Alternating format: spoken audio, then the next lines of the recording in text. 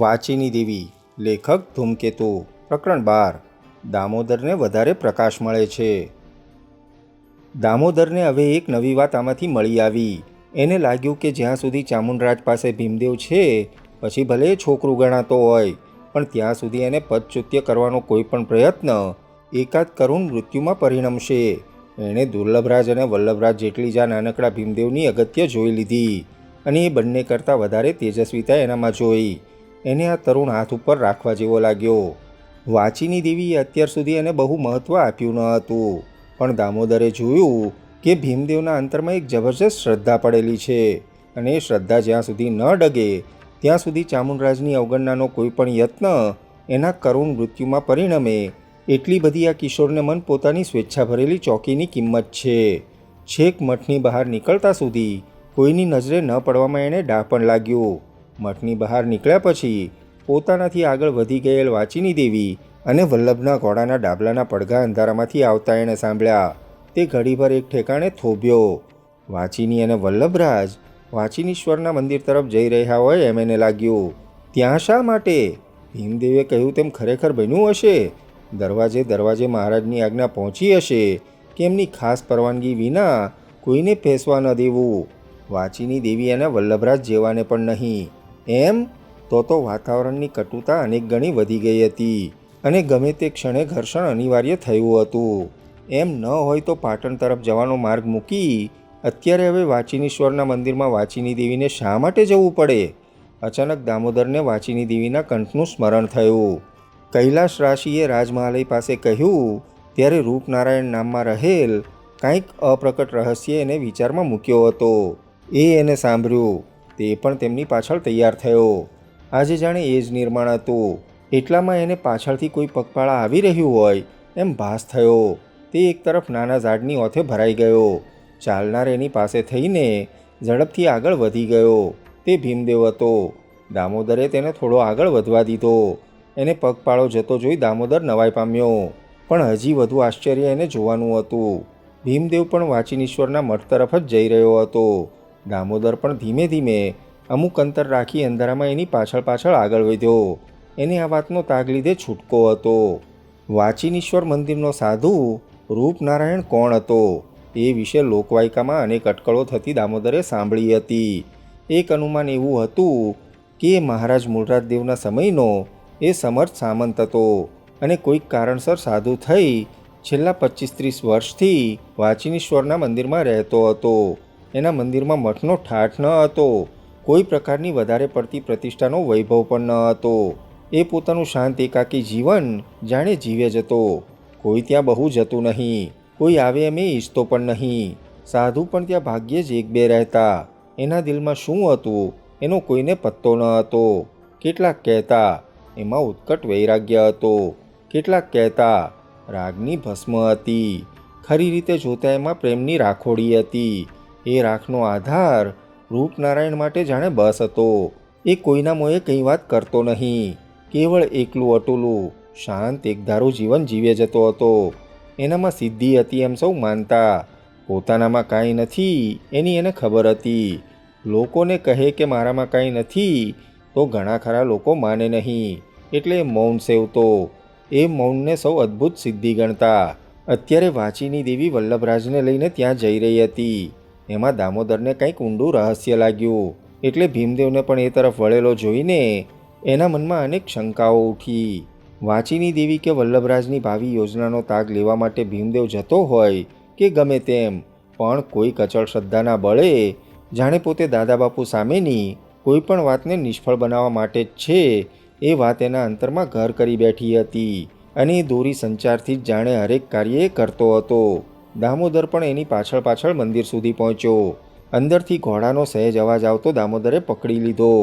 વાચીની દેવી અને વલ્લભ બંને આવી ગયા હતા. ભીમદેવ આગળ વધ્યો. દામોદર એનું પગલું દબાવતો પાછળ ચાલ્યો આવતો હતો. રાત અંધાર ઘેરી હતી. મંદિર એકાંત સ્થળમાં હતું. એની પ્રસિદ્ધિ પણ બહુ ન હતી, એટલે આ તરફ અત્યારે ભાગ્યે જ કોઈ માણસ ફરકતું દેખાય તેમ હતું. છેક મુખ્ય દ્વાર પાસે આવીને ભીમદેવે એક વખત પાછળ નજર ફેરવી.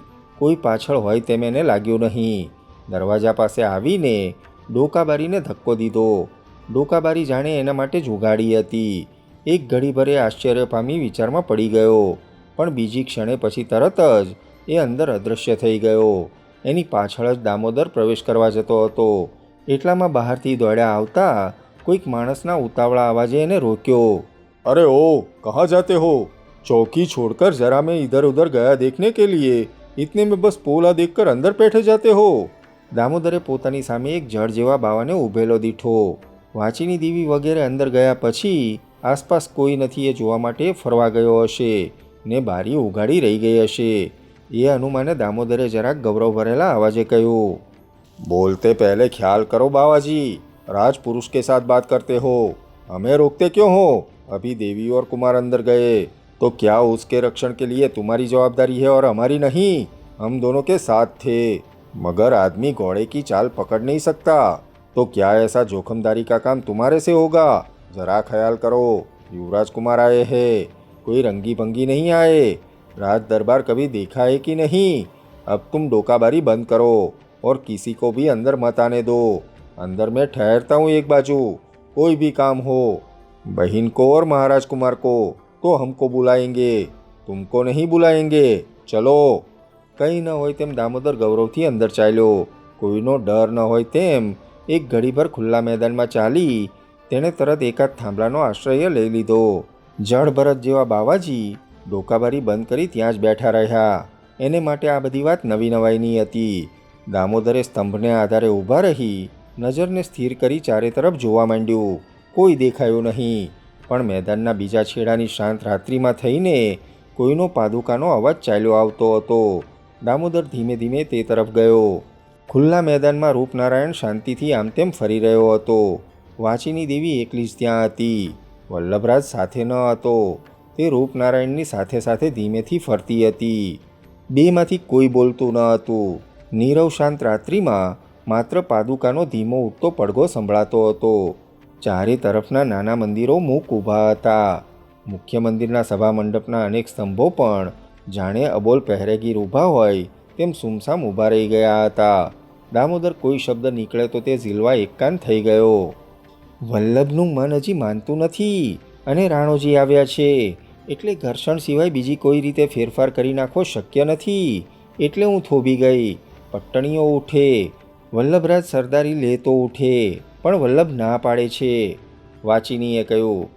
તમે કૈલાશ રાશિ સાથે સંદેશો મોકલ્યો તે મળ્યો. જે પળની રાહ જોવાતી હતી તે પળ પણ આવી પહોંચી છે. આજે પાટણની ગાદી ઉપર જો ત્વરિત ફેરફાર ન થાય તો ક્યારેય નહીં થાય એ પણ હું સમજું છું. પણ ઘર્ષણ વિના એ કઈ રીતે થાય? ને ઘર્ષણ જન્માવતા પહેલાં તો 1000 વાર વિચાર કરવો પડે તેમ છે. આજે જ્યારે માલવા ઉપર સિંધુરાજ બેઠો છે ત્યારે એની ગજસેના જેવી તેવી નથી. વળી વલ્લભ માનતો નથી. રાણોજી પણ આવી ગયા છે અને દુર્લભ કદાચ હવે એના હાથમાં જ હોય. પટ્ટણીઓ એકલા કાંઈ જ નથી. વલ્લભ ઉઠે તો આવતીકાલે કંઈનું કંઈ થઈ જાય, પણ વલ્લભ માને તેમ નથી. એ ના પાડે છે. ના પાડે છે? કેમ? પાટણનું ભાવિ, અંધકારમય ભાવિ એ જોઈ શકતો નથી? ક્યાં છે? એ ત્યાં મોટા મંદિરમાં ઊભો છે. એમ કરો, ચામુંડ મહારાજને એમના રસ્તે જવા દો. તમારો માર્ગ તમે લ્યો. મહારાજ વૈજલદેવ પણ એમ જ કહે છે. ત્યારે પણ વલ્લભરાજનું મન માનતું નથી. જુઓ દેવી, રૂપનારાયણના અવાજનો રણકો ફેર્યો. તમને તો ખબર છે, તમે તો જાણો છો કે અમંગલ કાર્ય પછી એ ગમે તેણે કર્યું હોય તો પણ પોતાનું ફળ આપ્યા વિના રહેતું નથી. એ ફળની ઘડી હવે આવી ગઈ છે. એક રીતે તો માલવાનું પતન થયું છે અને તમારું પણ થશે. તો શું કુટુંબ કલેશ જન્માવવો? અરે, પિતૃ હત્યા પણ કરવી. રાજધર્મ આડે મા શું, બાપ શું, બૈરી શું, સંતાન શું, કોઈનો હિસાબ હોઈ શકે નહીં. મેં તમને તે દિવસે વચન આપ્યું હતું કે જાઓ, હું 12 વર્ષ શાંતિ રાખીશ. આજે મધરાતે એ ઘડી પૂરી થાય છે. ચામુંડ રાજે જવું જ જોઈએ. સોલંકી સિંહાસને રહેવું હોય તો, અથવા જવા દો. હું હવે સાધુ છું. હું હતો તે રહ્યો નથી. પણ શી રીતે જશે? શી રીતે જશે? આહા, તમે પણ મને તપોભંગ કરાવવા આવ્યા છો કે શું? શી રીતે જશે કે જાય એ તમે જાણો. હું શું જાણું? દેહ મારો પૂર્વાશ્રમનો રાજપૂતનો. તે આજે અંદરથી ઉકળી ઉઠે, તે મારી 12 વર્ષની ઉપાસનાને ધૂળ મેળવી દે. એટલે હું તમને શી રીતે કહું કે શી રીતે જાય? હું સાધુ, એ મારો ધર્મ નથી. પણ તે દિવસની યાદ તાજી કરો. મેં તમને શું કહ્યું હતું, યાદ છે? આહા, અરે સામંતદેવ! વાચીની દેવીના આવેશમય અવાજે દામોદરની એક નવા અપરિચિત પ્રદેશની ઝાંખી કરાવી દીધી. સામંતદેવ મરી ગયો દેવી. આ તો રૂપનારાયણ છે. સામંતદેવ તો મહારાજ મૂલરાજ સાથે મરણ પામ્યો. હવે એને જીવતો ન કરતા. તમને તે રાત્રિ બરાબર યાદ છે? ગઈકાલે બની હોય એટલી તાજી મનમાં રમી રહી છે, પણ રસ્તો અત્યારે એકે દેખાતો નથી. મેં તમને ત્યારે શું કહ્યું હતું તે સાંભળો. મેં તમને કહ્યું હતું કે કેવળ પિતૃવંશનો વેલો સાચવવાના મોહમાં આજે તમે કરો છો પ્રજાદ્રોહ. એ તમને રૌરવ નરકમાં ખેંચી જશે. અત્યારે તમે એમાં છો. પાટણની બહાર પાટણના રાજા વિશે શું બોલાય છે એ તમે સાંભળો છો.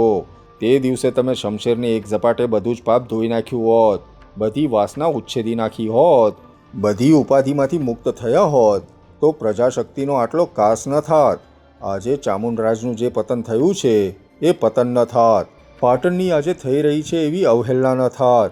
પણ મોહથી, ભયથી, લોકલાજથી, નિર્બળતાથી, કીર્તિપ્રેમથી, ભીરુતાથી જે પોતાનો સ્વધર્મ તજે છે એ પછી છેક રૌરવ નરકમાં જઈને અટકે છે. તમે રાજપૂત વંશી હતા, રાજકુમારી હતા, ભાવિ રાજકુમારના બહેન હતા. પ્રજાની તમારા ઉપર જ મીટ હતી, શ્રદ્ધા તમારામાં હતી. એ વખતે તમારો ધર્મ હતો કે પ્રજાદ્રોહ થતો અટકાવવા માટે, રાજવંશની વિશુદ્ધિ માટે, પાટણની ગાદીની અચલ પ્રતિષ્ઠા માટે સગા ભાઈને સગો ભાઈ ન ગણવો, યુવરાજ પણ ન ગણવો, પ્રજાજન ગણવો, ને લેશ પણ અરેરાટી વિના હણવા યોગ્ય લાગે તો હણી નાખવો, અને એના કુમારને ગાદી આપીને પાટણના ધર્મધ્વજને ફરકતો રાખવો. એ પાપ ન હતું, હિંસા પણ ન હતી, ક્ષત્રિય ધર્મ હતો. તમે તે દિવસે એ ન કર્યું. પિતૃપ્રેમથી ન કર્યું કે ભાતૃપ્રેમથી ન કર્યું, ક્ષત્રિય ધર્મને એની સાથે કંઈ જ લેવા દેવા નથી. એટલું જ નહીં, એવા પિતૃપ્રેમને, ભાતૃપ્રેમને અને સંતાનના પ્રેમને પણ જ્યારે રાજધર્મ કરતાં વધારે મહત્ત્વ મળશે ત્યારે જાણજો કે રાજકુળની અમરવેલનો મહિમા પૂરો થયો. તમે તે દિવસે અરેરાટી અનુભવી.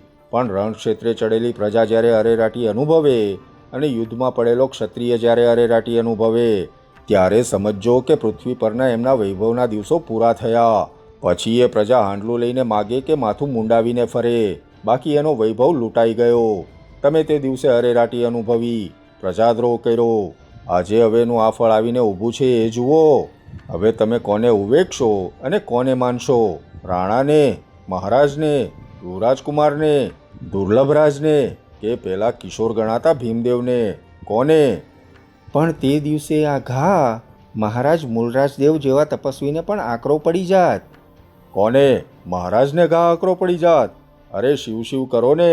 મહારાજ તો એવા 1000 ને એક ઘા ખમીને ઊભા રહી શકે તેવા હતા. નટ્ટા દેવીની માં, એનામાં એક સાધારણ વારાંગનામાં વસી રહેલા વજ્ર આત્માનો જ વિચાર કરો ને. તમને ક્યાં સાંભળતી નથી એ દિવસની ભયંકર મધરાત, જ્યારે એક ગરીબ અકિંચન પ્રજાજને આવી તમને, મહારાજને નહીં, એને ડર હતો કે મહારાજને કાને વાત જશે તો યુવરાજનું આવી બન્યું. એણે આવીને તમને વાત કરી. તમારી ખ્યાતિ હતી, તમારી ન્યાય બુદ્ધિ ઉપર પ્રજાને શ્રદ્ધા હતી. એણે આવીને તમને વાત કરી કે સિદ્ધપુરના રુદ્રમહાલીની એક નર્તિકા આવતીકાલે સરસ્વતીમાં જલ સમાધિ લે છે. બચાવી હોય તો હમણાં પહોંચો. તમે ઝડપી સાંઢણીએ ગયા, હું સાથે હતો. એની અપ્સરા જેવી ભગવાન સોમનાથ માટે અર્પણ થયેલી પુત્રીનો દેહ યુવરાજ ચામુંડે માગ્યો હતો. એ વાત હતી. પોતે એને રક્ષી શકે તેમ ન હતી. રક્ષી ન શકે તો કંઈ નહીં, પણ જીવન આપીને જીવન તો આપી શકે ના. એ અદૃશ્ય ભાવના ઉપર એણે જલ સમાધિ લઈ લીધી. એ વજ્ર આત્મા હતી. મહારાજના અંતરમાં રમી રહેલ અતિ ભવ્ય સ્વપ્નની શિલ્પસૃષ્ટિને દોષ બેઠો છે. એ વાત મહારાજને કાને ન જાય એવી કાળજી તમે લીધી. પણ પુત્રીની માએ યુવરાજના પગ ઉપર પડીને વિનંતી કરી, રક્ષણ પણ માગ્યું હતું. કહ્યું હતું કે હું એની માં છું, મને ખબર છે, હું જાણું છું, હું તમને ચેતવું છું. એ એક રીતે તમારી જ પુત્રી પણ છે. પુત્રી કે બહેન ગમે તે હોય પણ. રૂપનારાયણ, બસ હવે. એ બધું મારી સામે આ દેખાય. નર્તિકા એની દીન પુત્રી. એ દીન હતી ત્યારે, એને તો એની માતાએ એવું રસાયણ આપ્યું કે હવે એ વજરાંગના બની ગઈ. એ આ નટ્ટા દેવી ખબર છે? વાચીની દેવીએ માથું ધૂણાવ્યું. એને એની માએ મરતા મરતા કહ્યું હતું. રૂપનારાયણ આગળ વધ્યો. દામોદર તો સાંભળીને આભોજ થઈ ગયો. કહ્યું હતું કે છોકરી, જિંદગી એ તો પળ બે પળનો ખેલ છે, એમાં આટલી રડે છે શું? હજી એવું શું બગડી ગયું છે? અંગે અંગમાં વેરનું વિષસંચન કરી લે કે અમર થઈ જા. એ આ નટ્ટા દેવી એની કાંતિ જોઈ. એરંડપલ્લીની કુદરત નિર્મિત ભીનાવાનની મોહિનીમાં એણે એવી તો ક્રાંતિ પ્રગટાવી છે, હલાહલ ઝેરના સતત સેવન વડે કે મોટા મોટા નરેન્દ્રના છત્રો પણ એને માટે પગને ઠેબે ઉડાડવાના રમકડા થઈ ગયા છે. એ ચામુંડરાજને રોળશે, પાટણને પાડશે, બીજા અનેકને હણશે. તમે તે દિવસે સ્વધર્મ તજો. એ તજનારને રૌરવ નરક જીવતે જીવ જોવું પડે, તે આનું નામ. તે દિવસે રાજ દરબાર મેં તજો. આજે હવે એ જીવન સાંભળતા પણ કંપારી છૂટે છે. વચન તમને આપ્યું હતું કે 12 વર્ષ આ રહસ્ય જાળવી લઈશ. મેં વચન પાળ્યું છે. તમે હવે તમારું વચન પાળો. કુમારો ઉંમરલાયક થયા છે. ચામુંડરાજે જવું જ જોઈએ. ચાવડાઓ મધ્ય રક્ત હતા, પ્રજાદ્રોહી હતા. મૂળરાજદેવને અમે ચાવડા છતાં અમારા કુટુંબે પોતે મદદ કરી. તે આટલા માટે કરી કે યોગરાજનું કુલ ગૌરવ ન જળવાય તો બહેતર છે કે ચાવડાઓ પૃથ્વી ઉપરથી લુપ્ત થઈ જાય. મહારાજ યદુનંદન કૃષ્ણચંદ્રે સોમનાથ તટે જે ઈચ્છ્યું હતું કે યાદવો અધિકારી ન હોય તો ભલે એમનો વિનાશ હો, પણ પ્રજાનો દ્રોહ ન થવો જોઈએ. એ જ અમે ઈચ્છ્યું હતું.